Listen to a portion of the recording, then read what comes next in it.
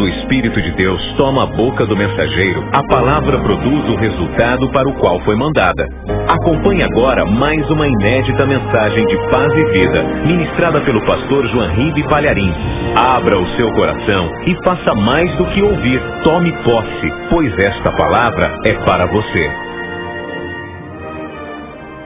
Pegue a palavra de Deus, é isso mesmo que nós vamos ver, viu? Louvor confirmando a palavra, que eles não sabem o que vai ser pregado aqui, e o louvor confirmando a palavra. Abra no livro de Deuteronômio, capítulo 4, versículo 32. Deuteronômio, capítulo 4, versículo 32. Tem alguém perto de você sem a palavra de Deus? Na paz e vida é difícil, né? Porque aqui todo mundo anda com a palavra de Deus. Todo mundo aqui é profundo conhecedor da palavra. Acharam? Tem alguém perto de você sem a palavra? Às vezes acontece. Se tiver, divida com a pessoa a leitura. Está escrito assim: porque pergunta agora aos tempos passados que te precederam, desde o dia em que Deus criou o homem sobre a terra, desde uma extremidade do céu até a outra, se sucedeu jamais coisa tão grande como esta, ou se ouviu coisa como esta? Ou se algum povo ouviu a voz de algum Deus falando do meio do fogo, como tu a ouviste ficando vivo? Ou se um Deus intentou ir tomar para si um povo do meio de outro povo, com provas, com sinais, e com milagres, e com peleja, e com mão forte, e com braço estendido, e com grandes espantos, conforme tudo quanto o Senhor vosso Deus vos fez no Egito aos vossos olhos. Aqui te foi mostrado para que soubesses que o Senhor é Deus, nenhum outro há senão Ele. Demais, né? É só esses 3 versículos aqui, a gente já poderia ficar o dia inteiro só meditando. É demais. Mas eu quero reler aqui para você o versículo 34 apenas. Ou se um Deus intentou ir tomar para si um povo do meio de outro povo, com provas, com sinais, e com milagres, e com peleja, e com mão forte, e com braço estendido, e com grandes espantos, conforme tudo quanto o Senhor, vosso Deus, vos fez no Egito aos vossos olhos. Agora eu vou reler o versículo 34, e cada pessoa que está comigo aqui na sede da Paz e Vida repete em seguida. Vamos lá. Ou se um Deus... Bem forte. Ou se um Deus intentou ir tomar para si um povo do meio de outro povo, com provas, com sinais, e com milagres, e com peleja, e com mão forte, e com braço estendido, e com grandes espantos, conforme tudo quanto o Senhor, vosso Deus, vos fez no Egito aos vossos olhos. Amém? Linda palavra, não é? Você crê na palavra de Deus?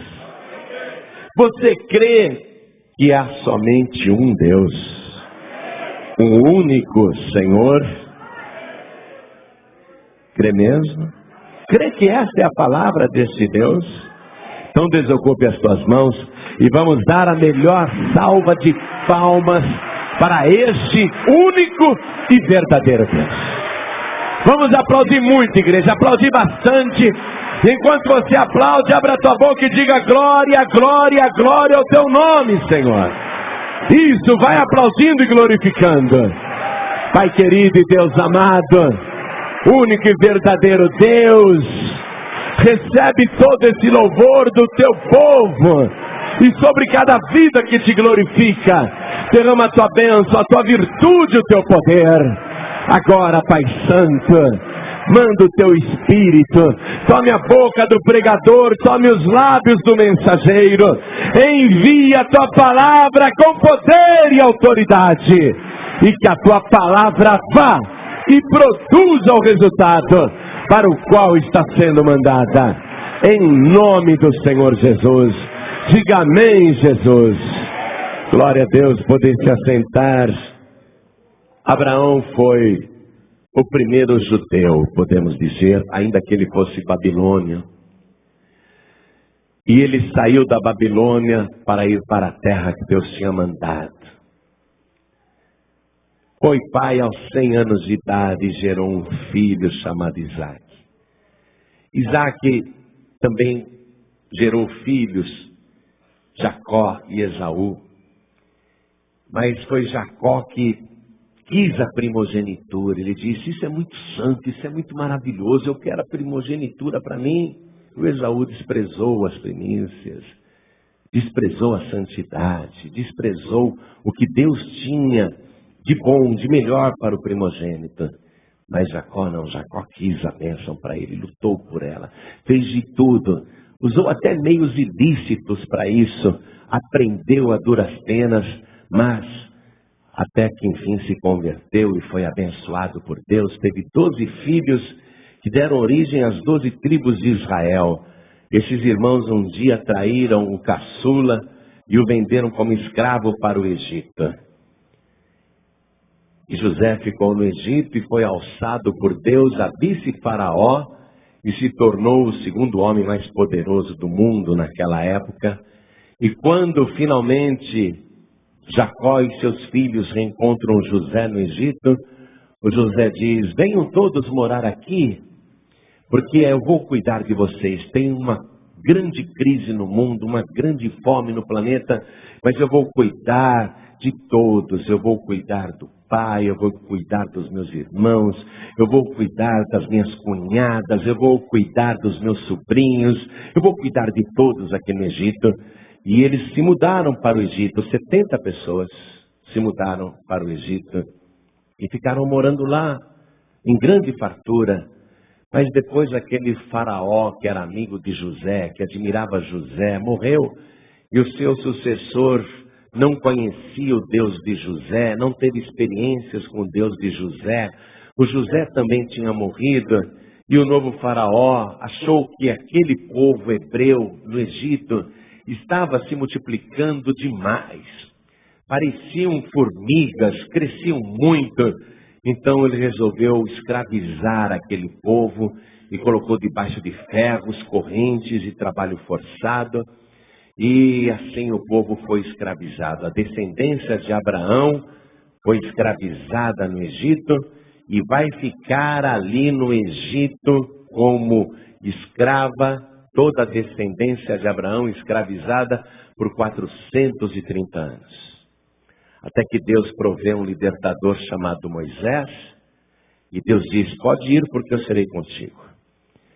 E Moisés é usado por Deus com grandes sinais, prodígios e maravilhas, e o Egito é devastado através de 10 pragas. Mas foi na última praga que o povo foi liberto. E ali envolveu-se um sacrifício de sangue que o povo de Israel fez. Deus chamou Moisés e disse assim: Moisés, já mandei 9 pragas, eu já sabia que o faraó ia endurecer o coração o tempo todo. Mas agora, Moisés, essa ele não vai resistir, porque tem sangue puro no meio. Você vai ordenar a todos os filhos de Israel que escolham um cordeiro de 1 ano, sem defeito e sem mancha. Um cordeiro para cada casa. E você vai mandar que estas famílias sacrifiquem às 3 horas da tarde esse cordeiro puro e sem defeito. E você vai mandar eles recolherem o sangue numa bacia. E você vai mandar eles passarem nos batentes das portas de suas casas. E à meia-noite eu virei sobre o Egito. E a casa que eu ver a marca do sangue do Cordeiro, no madeiro das casas, no batente das portas, então eu passarei por cima daquela casa. Mas a casa que eu não ver o sangue do Cordeiro, o espírito de morte entrará e recolherá todo o primogênito, porque os primogênitos são meus. Todo primogênito no Egito morrerá. Desde o filho primogênito do faraó, até o filho primogênito do servo e da serva. Até o primeiro filhote dos animais, dos egípcios, ou de quem não tiver a proteção do sangue do cordeiro na sua casa, até os primeiros filhotes dos animais morrerão. Aí Moisés chamou o povo e disse: façam do jeito que Deus disse. É muito importante seguir as riscas, as determinações. Peguem um cordeiro de 1 ano que não tenha defeito. Examinem bem, não pode ter um defeitinho. Se tiver um defeito, o sangue desse cordeiro não funcionará. Tem que ser o sangue de um animal perfeito, um cordeiro perfeito. Aí vocês sacrifiquem esse cordeiro à tarde, peguem o seu sangue, passem no madeiro de cada porta, tanto nas ombreiras como na parte de cima, porque Deus vai cumprir o que prometeu. E vocês estejam preparados dentro de casa, porque a vossa libertação acontecerá a qualquer momento, e estejam prontos para partir, se for o caso, até no meio da noite. E dentro de casa vocês comam este cordeiro. Vocês vão comer este cordeiro com ervas amargas. Porque estas ervas amargas é para que vocês se lembrem da amargura que foi a escravidão que vocês viveram, que seus antepassados viveram aqui nesta terra. O sofrimento, vocês vão comer estas ervas amargas para se lembrar da amargura da escravidão. E ninguém saia de casa não, hein? Se alguém sair da casa, perderá a proteção. A casa tem que estar marcada com o sangue desse cordeiro perfeito. Façam isso. E todo o povo fez. E eles sacrificaram o cordeiro. Pegaram o sangue numa bacia. Tinha que ser numa bacia e não um objeto que tivesse um fundo plano. Depois eu explico o porquê. E eles passaram aquele sangue no batente esquerdo da porta da casa. Passaram aquele sangue no batente direito da porta da casa. Passaram aquele sangue ali na parte de cima do batente da porta. E aí eles entraram em casa, se arrumaram, ficaram com as malas prontas. E aquele cordeiro eles colocaram na mesa e toda a família comeu com solenidade, juntamente com ervas amargas. E naquela noite, à meia-noite, o anjo do Senhor entrou no Egito. E toda casa que não tinha a proteção do sangue, a morte entrava e o filho primeiro, o primogênito, morria, o mais velho morria. Tanto do faraó, como do servo e da serva, e até os primogênitos dos animais. Todo o primeiro filhote, toda a primeira cria morreu naquela noite. No Egito não havia uma casa onde não houvesse um defunto.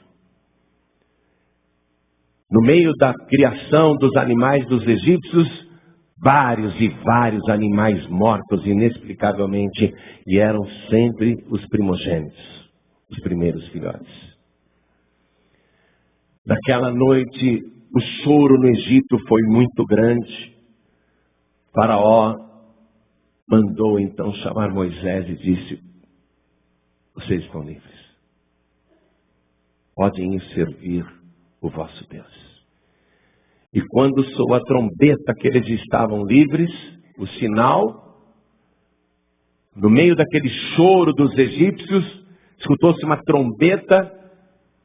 Os hebreus tocavam o shofar, que é o chifre do carneiro, Eles tocavam a trombeta e aquela buzina avisou a todos os descendentes de Abraão que eles deveriam sair imediatamente do Egito. E eles fizeram o maior êxodo da história da humanidade. De uma única vez, 600 mil homens, fora mulheres e crianças, com uma multidão de gado, e nenhum dos primogênitos dos animais dos hebreus morreu. Uma multidão de gado e de coisas saiu do Egito repentinamente naquela noite. Aí Deus falou para Moisés: Moisés, todo ano eu quero que o povo me celebre esta festa, a Páscoa. Que em hebraico é Pessah. E a palavra Pessah em hebraico quer dizer passagem. Eu quero que celebre esta festa, Moisés, porque naquela noite eu passei por cima da casa que tinha sangue e a morte não entrou. E esta história deverá ser contada para as próximas gerações, para vossos filhos, para vossos netos, bisnetos, para sempre deverão celebrar a Páscoa. Então, assim aconteceu, e depois que eles chegaram na terra prometida, esse ritual continuou sendo praticado, sempre, sempre, sempre. E quando o tabernáculo deixou de existir e foi construído o templo de Salomão, continuou se servindo a Páscoa dessa maneira, sempre trazendo essa história na memória. E Deus introduziu naquela ocasião uma outra informação para Moisés. Moisés, vamos comigo no livro de Êxodo, capítulo 12, versículo 17. Como vocês saíram rapidamente naquela noite, não deu tempo das mulheres cozerem o pão no forno, não deu tempo da massa fermentar. Os pães que vocês comeram eram chapados, não cresceram. Eram pães ázimos, pães sem fermento. Eu que quis assim, Moisés. Eu que quis assim. Todo ano, quando vocês celebrarem a Páscoa, vocês vão comer pão sem fermento. Sempre no dia da ceia da Páscoa, vocês vão comer pão sem fermento. Isso é para sempre. E vocês vão examinar, antes da semana da Páscoa, vocês vão examinar se tem em Israel ou na casa de alguém pão com fermento ou qualquer tipo de fermento, para eliminar o fermento antes de me celebrar a ceia da Páscoa. Está aqui em Êxodo capítulo 12, versículo 17. Guardai, pois, a festa dos pães asmos. Asmos ou ázimos é a mesma coisa. Pão sem fermento. Porque naquele mesmo dia tirei vossos exércitos da terra do Egito. Pelo que guardareis este dia nas vossas gerações por estatuto perpétuo. No primeiro mês, aos 14 dias do mês à tarde, comereis pães asmos, até 21 do mês à tarde, quer dizer, 7 dias. Por 7 dias não se ache nenhum fermento nas vossas casas, porque qualquer que comer pão levedado, pão fermentado, aquela alma será cortada da congregação de Israel, assim o estrangeiro como o natural da terra. Então, na época do templo de Herodes, e nos interessa essa época porque foi a época em que Jesus iniciou o seu ministério, foi na época em que Deus tomou forma humana, foi nesta época de Herodes que o Senhor veio a este mundo, o Verbo se fez carne. Nos interessa o ritual da Páscoa naquela época. Nos interessa agora saber como. Na época em que Jesus estava aqui no mundo, os judeus já tinham celebrado ou relembrado cerca de 1.500 Páscoas. Aquela história do sangue do cordeiro sendo passado no madeiro das casas, livrando da morte Já tinha 15 séculos que estava sendo passada de geração em geração. E quando o Senhor Jesus veio aqui a esse mundo, a Páscoa era celebrada assim, preste atenção. Cada pessoa, chefe de família, trazia para a casa de Deus, para o templo do Senhor, um carneiro de 1 ano, sem defeito e sem mancha. Não podia ter defeito, tinha que ser perfeito. Então, o chefe de família levava aquele carneiro para um dos lugares no templo. E ali alguém preparado para isso sacrificava esse cordeiro. Pendurava o animal, sacrificava, tirando o seu sangue, e esfolava, arrancando toda a pele do carneiro. O sangue era recolhido numa vasilha parecida com uma bacia, de fundo côncavo, redondo. Não podia ser um fundo plano, chapado. Tinha que ser um fundo côncavo assim.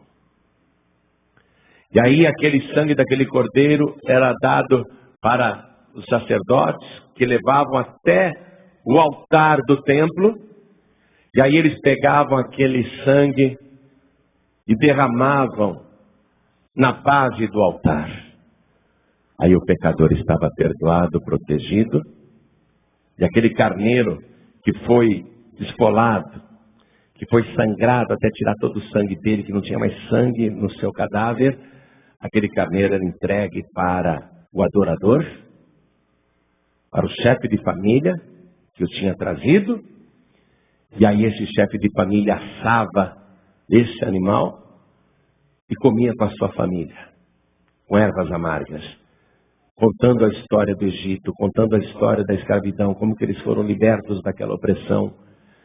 E uma coisa que o sacerdote fazia antes de entregar o animal esfolado e sem sangue para o dono, era tirar as entranhas e lavar o animal. Sua gordura era tirada, as entranhas eram removidas, o animal era lavado, aí o dono levava para casa, assava, e assim ele comia a ceia da Páscoa com a sua família. Então, quando Jesus começou o seu ministério público, ele ainda era desconhecido. Aos 30 anos de idade, ele resolveu se batizar. Ele saiu da sua terra de Nazaré e foi para a Judeia, onde um homem chamado João Batista estava iniciando um ritual diferente, um batismo nas águas. E João dizia: eu estou preparando um povo para receber o Senhor. E o Senhor já está entre nós e muito breve ele vai se manifestar. E João Batista dizia para as pessoas: quem estiver esperando a vinda do Senhor, se batize. Estou preparando um povo para aguardar o Senhor. E aí vem Jesus Cristo no meio da multidão. E ele é visto por João Batista. João Batista, quando vê Jesus no meio da multidão, João Batista aponta para o Mestre, aponta para o Senhor e diz: eis o Cordeiro de Deus que tira o pecado do mundo. E as pessoas olharam e não viram cordeiro nenhum, viram só um homem. E aí Jesus quis se batizar e João Batista dizia: não, eu é que preciso ser batizado por ti, vens tu a mim? E Jesus disse: deixa por agora, porque assim nos convém cumprir toda a justiça. E aí quando Jesus foi batizado, ao sair da água, o Espírito Santo desceu sobre ele em forma corpórea, como se fosse uma pomba, e ouviu-se uma voz estrondosa do céu que dizia: este é o meu Filho amado, em quem eu me comprazo. E aí Jesus continuou seu caminho, mas ninguém foi atrás dele. No dia seguinte, Jesus passa de novo ali. E João Batista vê Jesus outra vez. E João aponta para Jesus e reafirma: eis ali o Cordeiro de Deus que tira o pecado do mundo. E foi aí que André e João começaram a seguir Jesus. Depois Jesus arrumou mais 10. E assim ele formou sua equipe de 12 discípulos. Depois ele arrumou mais 70. E terminou com 12 outra vez. E dos 12 ele terminou com 11, porque um era traidor. E Jesus chega então na semana da Páscoa. E o detalhe é que em toda a Páscoa lá no templo, o cordeiro que o dono, o chefe de família trazia, o chefe de cada casa trazia, o animal tinha que ser sacrificado na véspera do sábado. Aí Jesus Cristo faz a ceia na quinta-feira à noite. O cordeiro. Aí ele pega o pão, dá graças, abençoa e diz: isto é meu corpo que é partido por vós. Comei todos, fazei isto em memória de mim, para sempre, por todas as gerações. Aí ele pegou o cálice, também deu graças, abençoou, deu para os discípulos e disse: bebam todos. Este cálice é o Novo Testamento no meu sangue que é derramado por vós. Eles não entenderam muito o que Jesus estava fazendo. Mas Jesus sabia que ele era o cordeiro daquela Páscoa. Foi por isso que ele celebrou a Santa Ceia, não na sexta-feira, porque o cordeiro era morto sempre na sexta-feira. Ele celebrou na quinta-feira à noite a ceia. E aí Jesus é preso nas primeiras horas da madrugada de sexta-feira. É julgado durante a noite, condenado por 7 tribunais. Nunca ninguém foi julgado com tanta rapidez. Nunca as apelações subiram e desceram e foram sentenciadas tão rapidamente. Nunca houve tanta pressa em se condenar alguém à morte. Mas tudo funcionou conforme o time de Deus, o relógio de Deus. 9 horas da manhã, Jesus, o Cordeiro, estava todo esfolado. A pele do Cordeiro já tinha sido toda arrancada através de centenas de açoites que foram desferidos com pedaços de ossos afiados. A pele dele foi toda revirada, porque o Cordeiro tinha que ser esfolado inteiro. Aí o Cordeiro de Deus que tira o pecado do mundo, foi pregado no madeiro, mão direita. Associe com a ombreira direita da porta. Mão esquerda. Deus tinha dito para Moisés: o sangue do Cordeiro é para passar nas ambas ombreiras. Associe a mão esquerda com a ombreira esquerda. A coroa de espinhos na cabeça, Deus tinha dito para Moisés: coloque também na parte de cima do batente da porta. Sangue do Cordeiro. Ele tinha sangue na testa, corpo todo esfolado. Aí o Cordeiro ficou ali sangrando direto. Ficou sangrando direto. E o sangue ficou na base do altar. O sangue do Cordeiro, aquela poça de sangue na base do altar. O altar de Deus. Não o altar dos homens, o altar de Deus. Todo primogênito é meu, dizia o Senhor lá no Egito. E Jesus, o primogênito de Deus, morreu também. É meu. O primogênito é meu.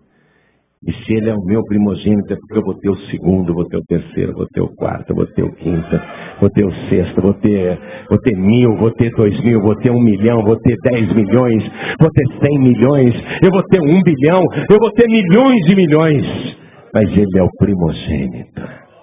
Ele vai morrer, para que o segundo não morra, o terceiro não morra, o quarto não morra, e todos os meus filhos que vierem depois, porque o meu primogênito morreu, todos os outros jamais morrerão. Ele é o Cordeiro de Deus que tira o pecado do mundo. Agora, eu pergunto para você, vamos retornar em Deuteronômio, capítulo 4, versículo 32. Porque tudo que está no Antigo Testamento é só sombra, é só projeção das coisas futuras. São só enigmas. Deuteronômio 4, versículo 32. Porque pergunta agora aos tempos passados que te precederam. Desde o dia em que Deus criou o homem sobre a terra, desde uma extremidade do céu até a outra, se sucedeu jamais coisa tão grande como esta, ou se ouviu coisa como esta? Desde que o mundo é mundo, você já ouviu coisa tão grande como esta? Desde que o ser humano foi criado, você já ouviu história grandiosa e semelhante à do Senhor Jesus? Você já ouviu falar que alguém tenha vivido nesse mundo sem nenhum pecado? Você já ouviu essa história antes? Será que na antiguidade ou nos livros do passado? Ou será que viveu algum homem sem pecado? Não. Nunca se ouviu uma história como esta. Ele não tem uma mancha. Esse Cordeiro de Deus não tem um pecado. Nada na sua reputação. Não pecou nem em pensamento. Você já ouviu coisa como esta? Alguém que viveu sem pecado e que disse palavras que nunca ninguém disse, e que amou como nunca ninguém amou, e que perdoou como nunca ninguém perdoou. Você já ouviu a história de alguém que seja tão grandioso como ele? Já ouviu falar disso? Pergunta aos tempos passados que te precederam. Desde que o homem foi criado, diz o Senhor. Você ouviu uma história assim, e o tempo passado vai te dizer, não. Nunca houve ninguém igual a Jesus Cristo. E nunca jamais haverá alguém como ele. Continuando a revelação em Deuteronômio, versículo 33. Ou se algum povo ouviu a voz de algum Deus falando do meio do fogo, como tu a ouviste, ficando vivo, a sarça queimando ali, mas não se consumindo, era o corpo do Senhor Jesus que ardia de febre, queimava, e as pessoas zombaram diante de Deus, contemplaram o próprio Deus e continuaram vivos. Ninguém morreu. Já viu isso? Versículo 34. Ou se um Deus, Deus com letra minúscula, porque a palavra é clara, não existe outro Deus. Ou se um Deus intentou, pensou, planejou, quis ir tomar para si um povo do meio de outro povo, com provas, com sinais, e com milagres, e com peleja. Você já viu algum Deus fazer o que o nosso Deus fez? Tomar a forma humana, preparar um corpo humano igual ao nosso, se vestir de homem, se colocar no meio de um povo. E quando ele apareceu em Israel, havia os romanos e os judeus. Mas vamos simplificar de outra maneira. Os pecadores e aqueles ímpios, porque todos são pecadores, mas uns eram pagãos e outros acreditavam em Deus. Mas o povo estava escravizado, e não apenas escravizado pelo jugo romano, mas escravizado por Satanás. Jesus, quando caminhava para a cruz, ele ia firme, ele dizia, agora eu vou expulsar o escravizador deste mundo. Agora eu vou expulsar o príncipe deste mundo. Agora eu vou derrotar o faraó deste século. Você já viu isso? Um Deus fazer coisa igual para tomar para si um povo no meio de outro povo, nesse mundo cheio de pecadores, de ímpios. Deus conseguir tomar no meio da humanidade um povo para si?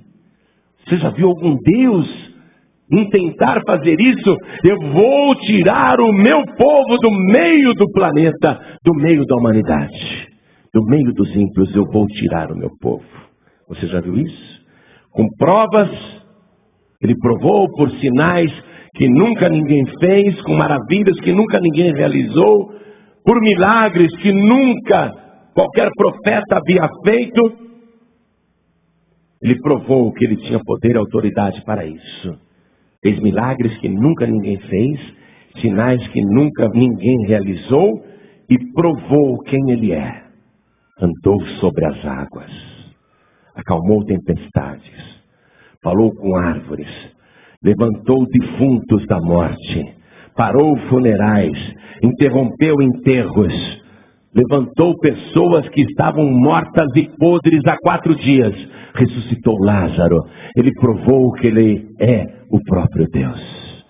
Sinais que nunca ninguém fez.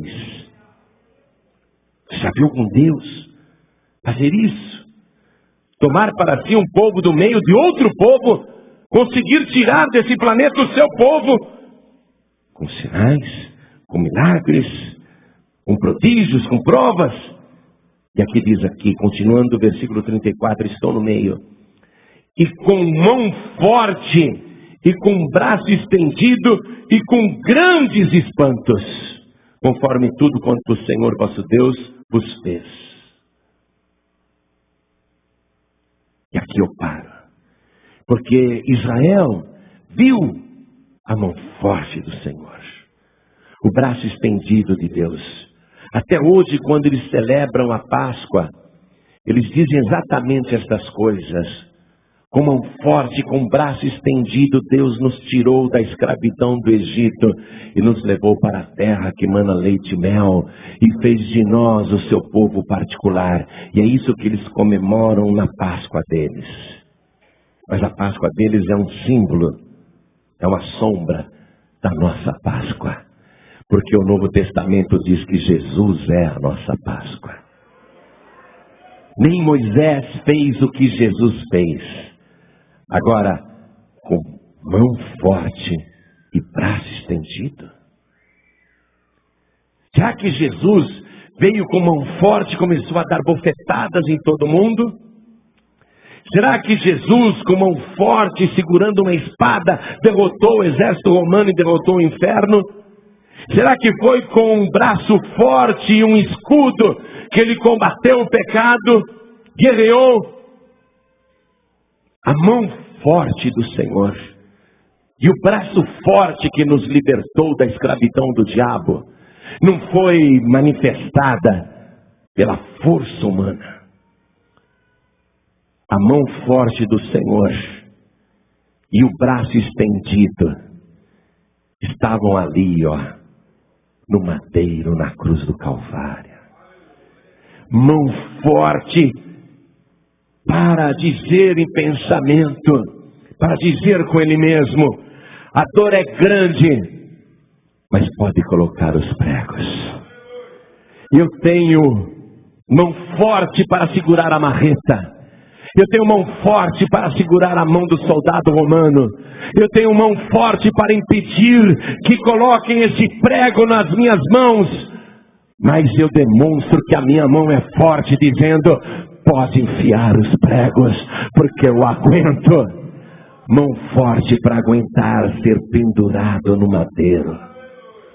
Braço estendido voluntariamente para dizer: podem pregar. O outro braço também estendido: pode pregar.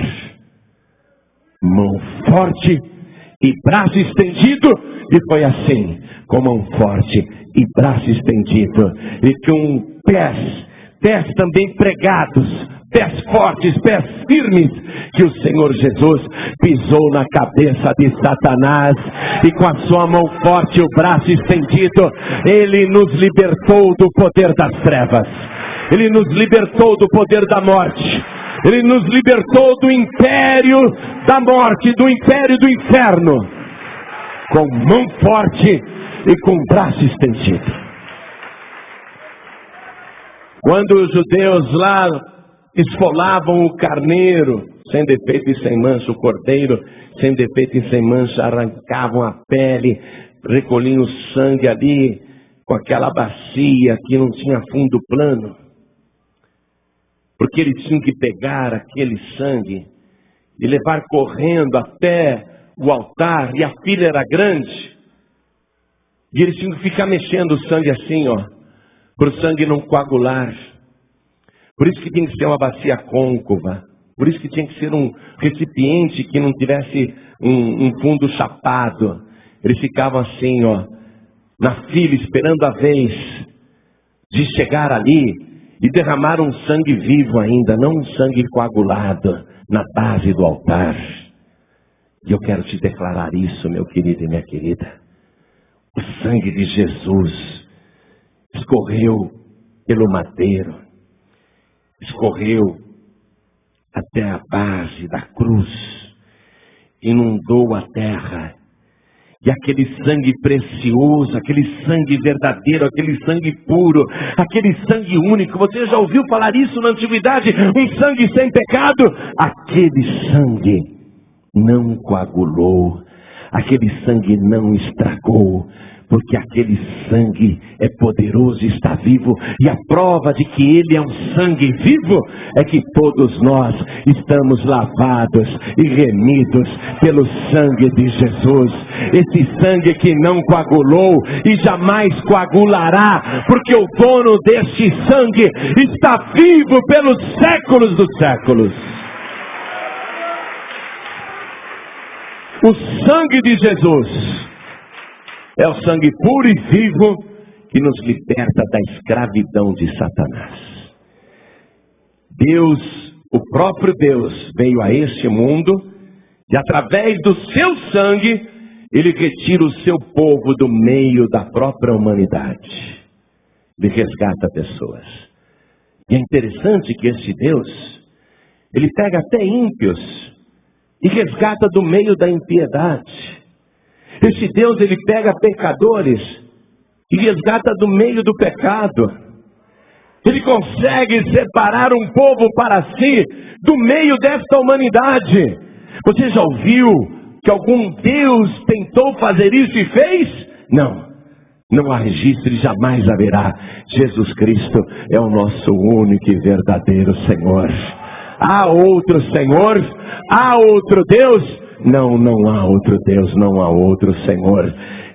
Lá, usando Moisés, Deus falou assim, voltando para Deuteronômio capítulo 4, versículo 35. A ti te foi mostrado para que soubesses que o Senhor é Deus, e nenhum outro há senão Ele. O Senhor é Deus. E nenhum há senão Ele, só Ele resgata o seu povo do meio de outro povo. Só Ele tem poder para realizar maravilhas. E este Deus, naquela noite disse assim: vocês comam este pão porque é minha carne, bebam este cálice porque é o meu sangue, e estejam preparados, e façam isso em minha memória. E eu e você, e fomos tirados do meio da humanidade, fazemos hoje parte do povo deste Deus. Eu e você temos que participar desta mesa aqui, ó. Participar deste pão e deste cálice, participar deste corpo e deste sangue, e participar com a nossa veste pronta. A nossa veste tem que estar pronta.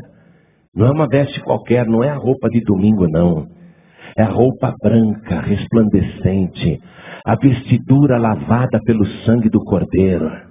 Nós temos que participar desta mesa e prontos para uma viagem. Porque quando a trombeta soar, vai soar ao mesmo tempo no planeta inteiro e nós vamos participar do maior êxodo já registrado na história da humanidade.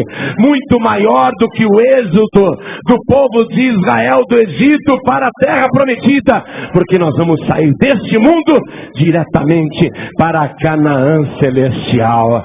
Milhares, milhares e milhares, com vestes brancas e resplandecentes, ao toque da trombeta, iremos ao encontro do Senhor Jesus nos ares. É sobre isso que Deus quer falar com você agora.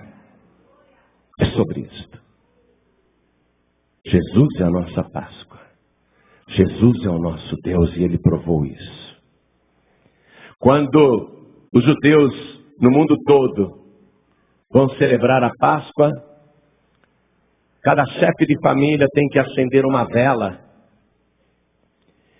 E com aquela luz da vela, o chefe de família e os familiares têm que procurar em casa se acham algum fermento.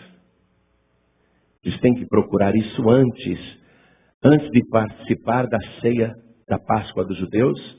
Cada chefe de família judeu tem que procurar uma luz, se tem fermento dentro de casa.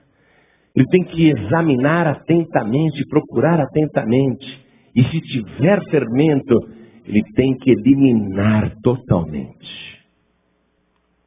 Foi ordem de Deus. Será que Deus está preocupado com o pozinho branco? Ou com o pão fermentado? O que significa esta ordem de Deus?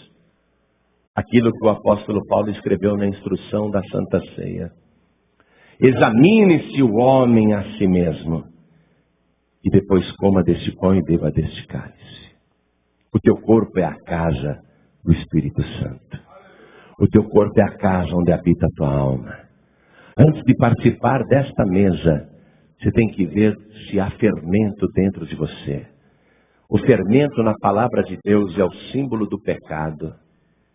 E Jesus é o pão da vida que não tem fermento. Você não pode ter fermento também. Se for achado algum fermento em você, se você se autoexaminar, procurando, não com a luz de uma vela, mas procurando com a luz do mundo que é Jesus, procurando com a luz do Espírito Santo, se você achar algum fermento dentro de você, algum pecado dentro de você, ou você elimina esse fermento, esse pecado, ou você será eliminado. E foi isso que Deus explicou lá, por figuras, no livro de Êxodo, que eu li para você no capítulo 12, versículo 17. Guardai, pois, a festa dos pães asmos, porque naquele mesmo dia tirei vossos exércitos da terra do Egito. Pelo que guardareis esse dia nas vossas gerações por estatuto perpétuo. No primeiro mês, aos 14 dias do mês, à tarde, comereis pães asmos, até 21 do mês à tarde. Por 7 dias não se ache nenhum fermento nas vossas casas, porque qualquer que comer pão levedado, aquela alma será cortada da congregação de Israel, assim o estrangeiro como o natural da terra. Tem que procurar. Se achar o fermento, se achar o pecado, tem que eliminar o pecado. Porque se você continuar com esse fermento, se você continuar com esse pecado, você será cortado da congregação de Deus. Exterminado. Ou seja, o salário do pecado é a morte. O cordeiro, na época do templo de Herodes, ele morria às 3 horas da tarde. Não por acaso Jesus Cristo às 3 horas da tarde disse: Pai, nas tuas mãos eu entrego o meu espírito. Ele é o Cordeiro de Deus que tira o pecado do mundo. Ele é o único que pode tirar o teu pecado, que pode tirar o teu fermento. Você sozinho, sozinha, não consegue tirar o seu fermento, a sua alma será extirpada. Nenhuma pessoa pode se auto-salvar. Só Jesus é o Cordeiro de Deus que tira o pecado do mundo. Só Ele pode tirar o fermento da tua vida.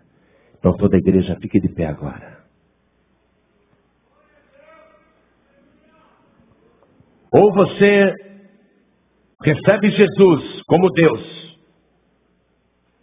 Como Deus.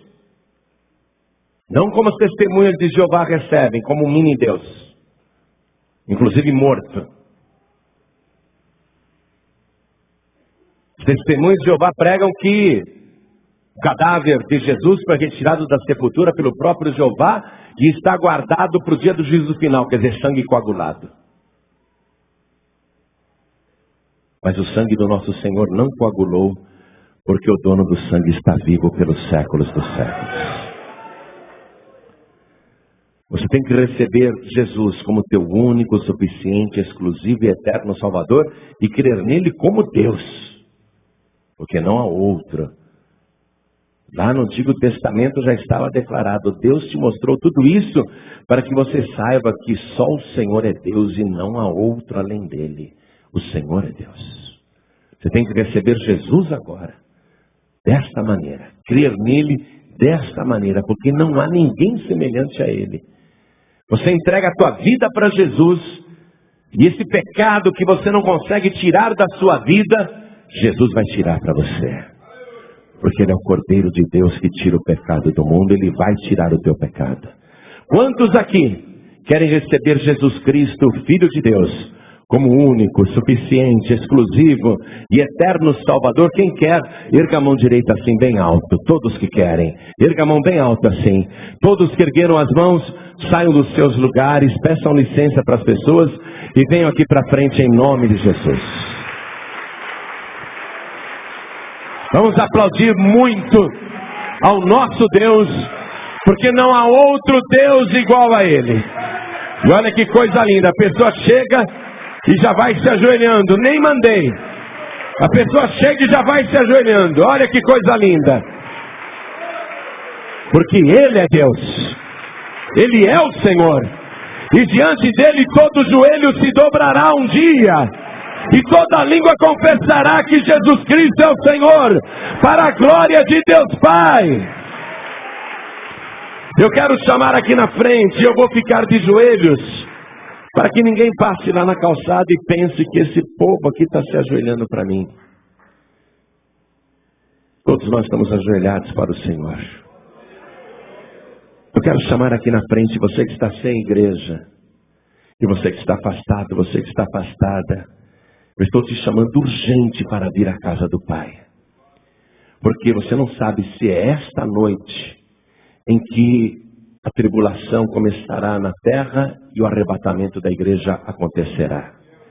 Você não sabe se a tua partida para Canaã celestial se dará esta noite, ou se amanhã, ou se depois de amanhã. Mas para que você não seja apanhado de surpresa, você não pode sair de dentro da casa. Deus falou para Moisés, mande cada pai de família pegar um cordeiro sem defeito, sem mancha, de 1 ano, sacrificar à tarde, passar o seu sangue nos batentes da porta, e quem estiver dentro da casa não será atingido pela morte. Mas se alguém sair e estiver fora da casa, não terá a cobertura do sangue do cordeiro, então morrerá. É isso que você quer? Você que saiu da casa do Pai, você está sem a cobertura do sangue do cordeiro, você quer morrer, você quer ficar para a grande tribulação? Filho pródigo, filha pródiga, saia de onde você está e volte para a casa do Pai. Entre na casa do Pai. Você que está sem igreja, saia do teu lugar e venha aqui para frente agora. E vamos aplaudir ao Senhor Jesus. Vamos glorificar ao Senhor. Todos que estão sem igreja, você está fora da casa do Pai. Vem para cá, vem para cá. Vamos aplaudir ao Senhor por cada vida que está chegando. Vem, vem, pede licença e vem. Isso, pede licença e vem. Vem para a casa do Pai, entra na casa do Pai. Quem sai da casa do Pai perde a cobertura do sangue. Só o sangue do Cordeiro te livra da morte. Isso, vem, vem. Vamos aplaudir mais ao Senhor. Vem, vem rápido.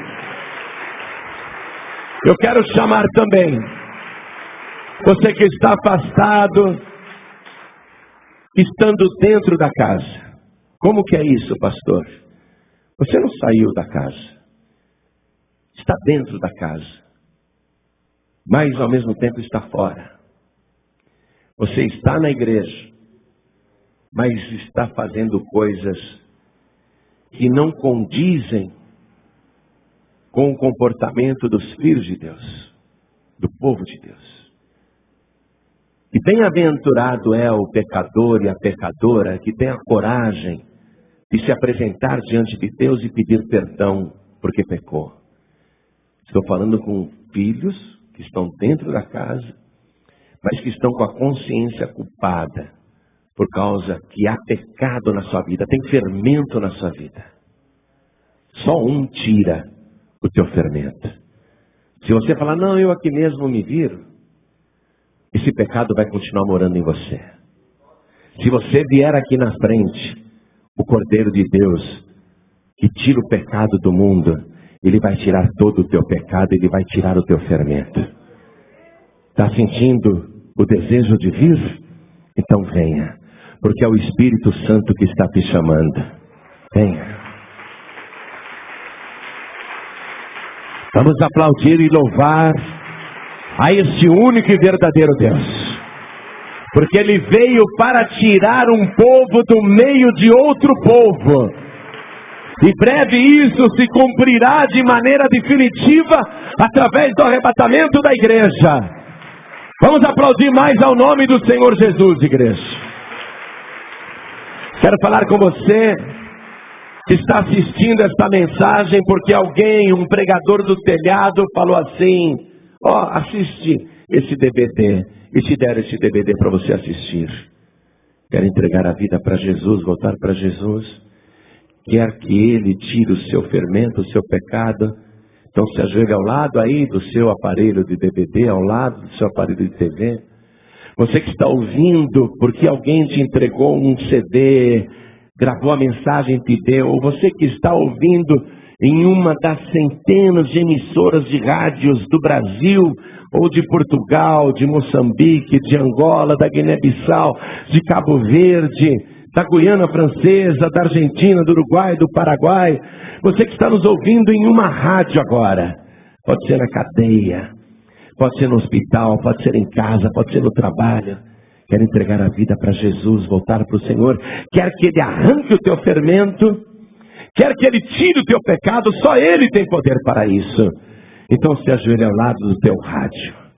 E você que está ouvindo pela internet, em qualquer parte do mundo ou do Brasil, quer entregar a vida para Jesus, voltar para Jesus, quer que Ele tire o teu fermento, quer que Ele tire o teu pecado, então se ajoelhe ao lado do teu computador. Coloque a mão direita sobre o teu coração, você que está de joelhos. Vou pedir a toda a igreja que de pé estenda a mão direita na direção de cada pessoa que está ajoelhada. E você que está de joelhos, ore assim comigo. Meu Deus e meu Pai, meu Deus bendito, meu Deus todo-poderoso, me tira agora do meio dos pagãos, me tira agora do meio do pecado, me tira agora do meio da iniquidade, me tira agora do meio dos condenados e me salva, Senhor, porque eu tenho temor de Ti e eu declaro que o Senhor Jesus é o meu Deus e o meu único, suficiente, exclusivo e eterno Salvador, e que o Senhor mesmo é o meu Cordeiro, Cordeiro puro, Cordeiro santo, sem defeito e sem mancha, que tira todo o meu pecado. Me purifica agora com teu sangue vivo, com teu sangue precioso, e confirma, registra o meu nome no livro da vida, e me dê agora a certeza da minha salvação e o perdão dos meus pecados. Eu quero, meu Deus, me assentar à tua mesa com as vestes preparadas, brancas, resplandecentes, lavadas pelo sangue do Cordeiro, para que quando a trombeta tocar, eu suba ao encontro do Senhor para Canaã celestial. Meu Deus da glória, me preserva no meio desta geração. Não me deixe desistir, nem recuar, nem me afastar, nem desviar, mas me segura com a tua mão poderosa todos os dias da minha vida até o fim, por Jesus Cristo, o meu único, suficiente, exclusivo e eterno Salvador, para todos sempre. Amém. Você acabou de ouvir uma inédita mensagem de paz e vida, ministrada pelo pastor João Ribe Palharim. Acompanhe diariamente neste mesmo horário, ministrações que irão mudar a história da sua vida, num oferecimento dos Pregadores do Telhado. Saiba mais sobre este compromisso. Acesse pregadoresdotelhado.org.br.